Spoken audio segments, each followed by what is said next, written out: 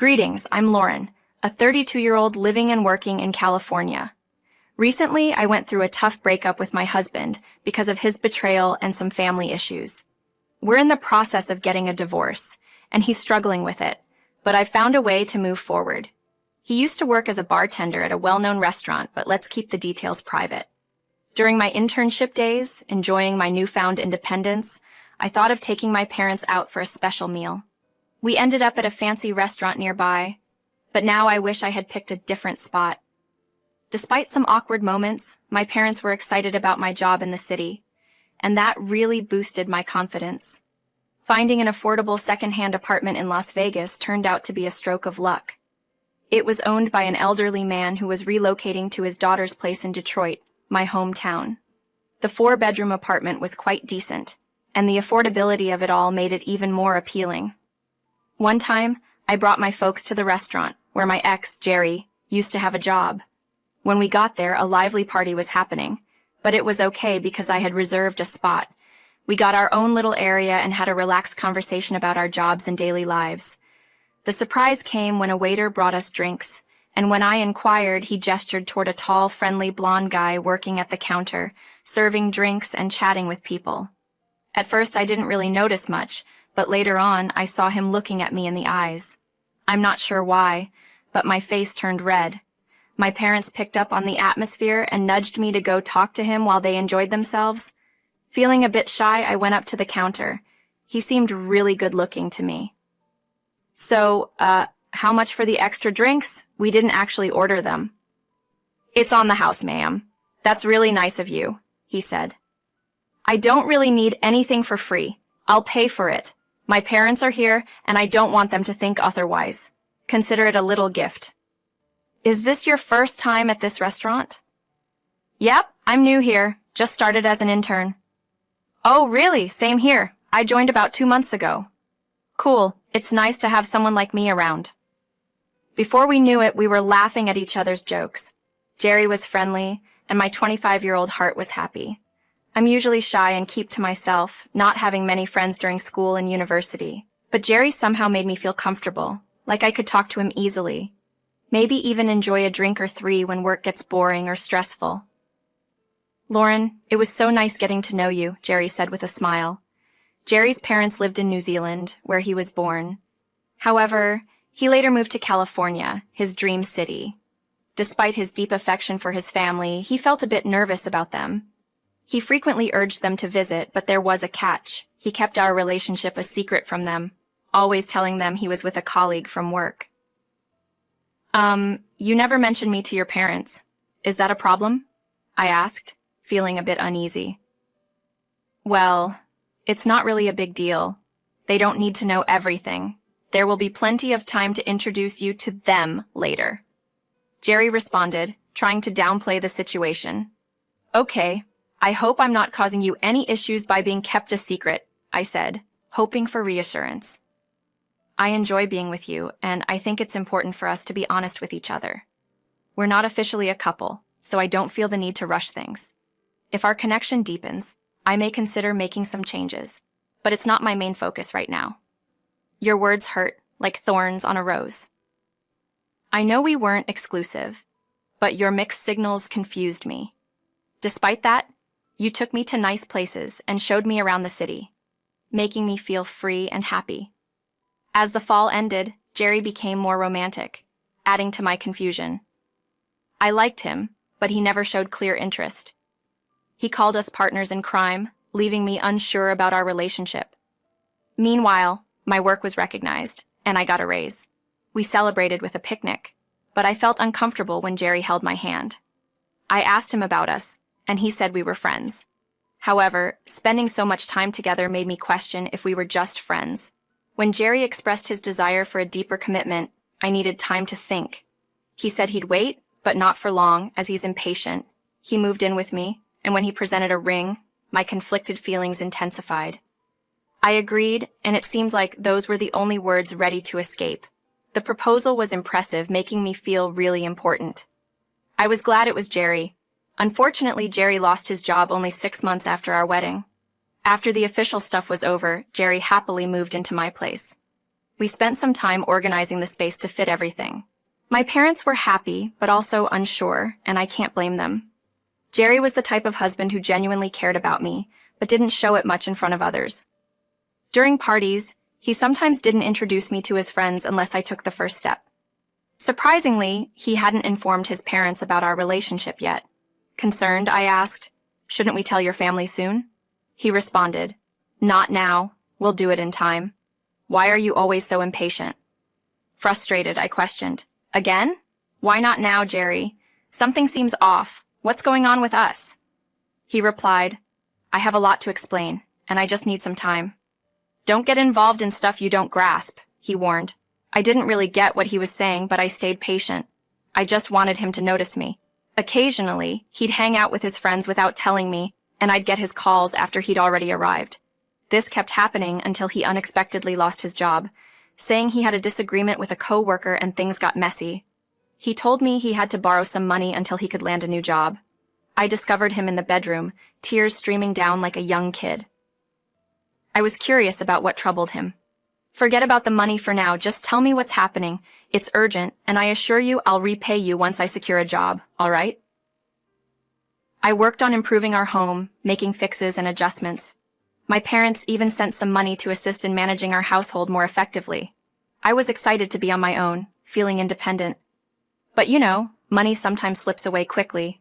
I also needed some support, and as much as I adored Jerry, I hoped he could assist me soon. One day, he dropped a bomb on me. "Hey, I've got something to tell you." What's up?" "My parents. They're coming to visit us." "Huh, okay. Did they mention when?" "In 5 days, I've sorted everything out, I just needed a small favor." "Sure, what is it?" "Could you please tell my parents that I bought this apartment and all the other things? They don't know I don't have a job, and it'd be embarrassing if they found out. I know it sounds strange, but my parents are judgmental and scary. It'd be awkward if they knew I lost my job. Please understand." "Okay, fine. But just temporary, okay? You know I'm bad at lying. They won't find out, don't worry, just try, please. Whatever you need." I wasn't thrilled about his request, but I had no other option. I thought maybe it was a temporary situation, so I let it go. Suddenly, Jerry became very affectionate, taking care of me with breakfast and dinner. It was enjoyable, but it felt odd. I wanted a few days off to spend time with his family. My boss granted me 5 days without cutting my pay, acknowledging my hard work. The day his parents were set to arrive, I was nervous, but knew I had to present my best self. His parents, tall and blonde like him, seemed intimidating, but once they entered the room, their initial disgust turned into approval. They scrutinized every corner, judging the household I had carefully built. However, my credit score was non-existent. "It's okay. The place looks good, and I adore the small decorations. It's mostly your decision, with a little assistance from Lauren. Lauren is my wife, by the way." "What's your job?" she inquired. "I work in content editing," I responded. "So you're a writer, basically?" "Well, not exactly an author, but yes." "Why don't you take a seat and unwind? I'll fetch you some food." "Isn't that Lauren's duty, dear? She must be keeping you busy." "Oh dear, I enjoy helping out." "Lauren, why don't we chat and get to know each other? I'll grab a snack." I sat quietly as they looked around, feeling uneasy and unsure of what to say or do. I found myself just staring at their displeased expressions, realizing they weren't fond of me. "Your son works in a corporate office. He must be quite exhausted," mentioned Jerry's mother. "Do you handle everything for him, attending to all his needs?" "Yes, I do. He's earning well," I replied. "Considering the state of your home, can you financially support him?" asked Jerry's mother. "Jerry mentioned you haven't been able to spend much time with him," she continued. "Is that true? What have you contributed besides covering his expenses?"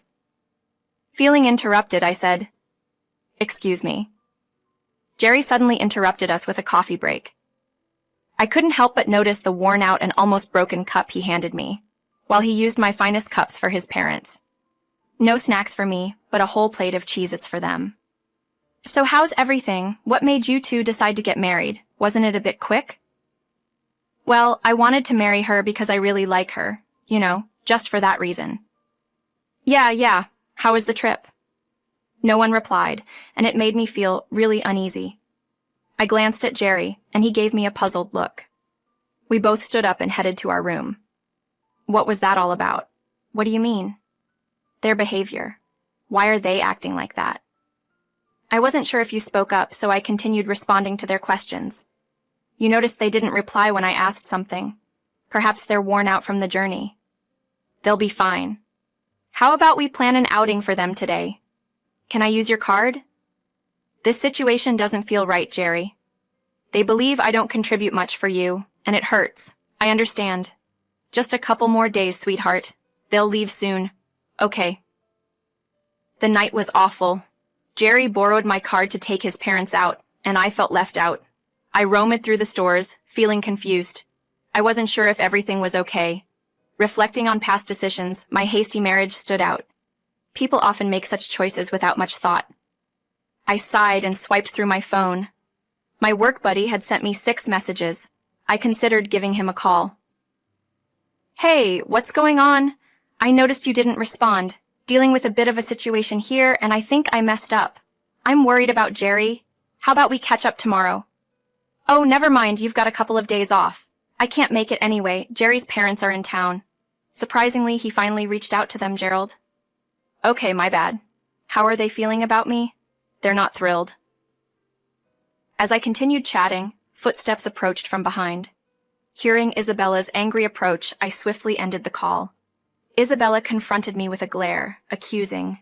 Enjoying taking money from my son, are you? You've been relying on him for so long, and he's devastated. Did he mention that he sees you as a burden? My hands turned icy, and I couldn't find the words. It felt surreal. Jerry had advised me to act, but we never discussed this level of pretending. I had always been the support, maintaining the apartment and looking after him. I heard you're claiming half the ownership. That's not happening. Let him have full control of this place. Control? Half? I'm not sure I understand. You won't be sharing this apartment with him. Don't try to exploit my son for his wealth. I should have realized it sooner. Gather your things and leave. We don't support this marriage.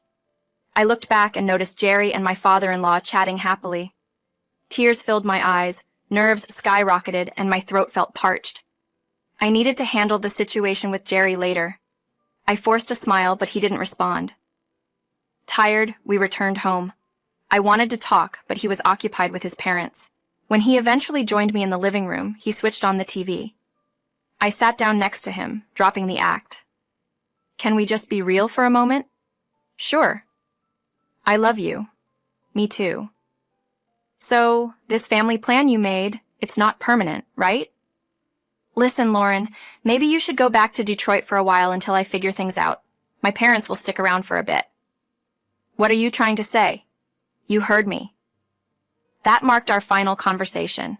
The silence that followed was deafening. Despite my pleas, he remained unyielding. He went to bed without a word. I spent the entire night in tears at Gerald's place. Thankfully, his wife kindly allowed me to stay. You still have the power to negatively impact his life. He's unemployed and using your credit card, Gerald pointed out. Let's take a different approach. Transfer the apartment ownership to him. He won't handle the bills and the debt will catch up with him. But what if he refuses? I questioned.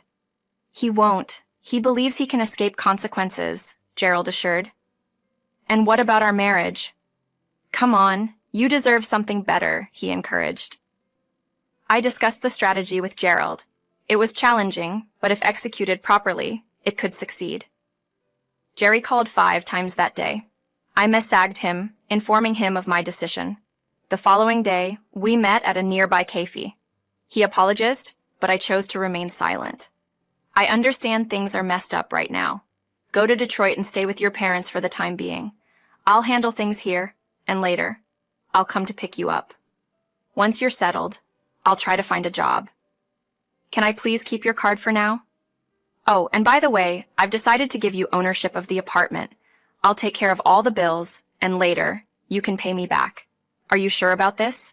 Yes, I want to make things right, I promise. I realized he accepted the deal without considering my hard work. I knew it was over, and he seemed clueless. I went back to Detroit, explained everything to my parents, and cried a lot. They were furious but didn't scold me. I learned a valuable lesson, and it was time to take action. I blocked my card that Jerry was using. After transferring the ownership, I made sure not to have any written documents claiming I'd continue to pay bills. Let's see how he handles the debt peeling up. Gerald offered me a cozy 4-bedroom apartment near my office in Las Vegas. I accepted it gratefully. I went to court with my family, working on divorce papers to be sent soon. I cut off all financial and emotional ties. Jerry, who thought he could manipulate and use me, was in for a surprise. After 2 months, I received an unknown call. It was Isabella, Jerry's mother, apologizing and crying. She explained Jerry made a mistake, and now he's in trouble. His card was declined, and he received warning letters for unpaid bills. Despite having a job, he couldn't manage it. I know we made a mistake, but it wasn't on purpose. Could you please assist us with a bit of money, just for the plane tickets? Unfortunately, I can't send money at the moment. I'll send something different later. What? Well, I'll send you divorce papers. I ended the call. It was amusing how Jerry couldn't even manage to pay for his parents' plane tickets home. Clearly, it was challenging for him, especially since he was probably intending to bring them here permanently, considering he had to take care of their bills back in New Zealand. I started helping him with money, but he chose to own up and told his folks that he was in charge of the entire apartment and everything inside. Now, he'll be getting caution notices until the government stops supporting him financially. He has to pay everything in one go. I'm curious to see how he'll handle it. I'm not bothered anymore. Jerry was a newcomer in California, and he couldn't count on assistance from anyone. The restaurant where he worked didn't like him because he created problems. In the meantime, I got a cool new place and 3 cute dogs from Gerald. The divorce papers are already on their way. I understand these things take time. Jerry keeps calling me, saying sorry and asking for help every night, but I just hang up without really listening. On a brighter note, I got a promotion to editor recently, and now life seems more stable for me.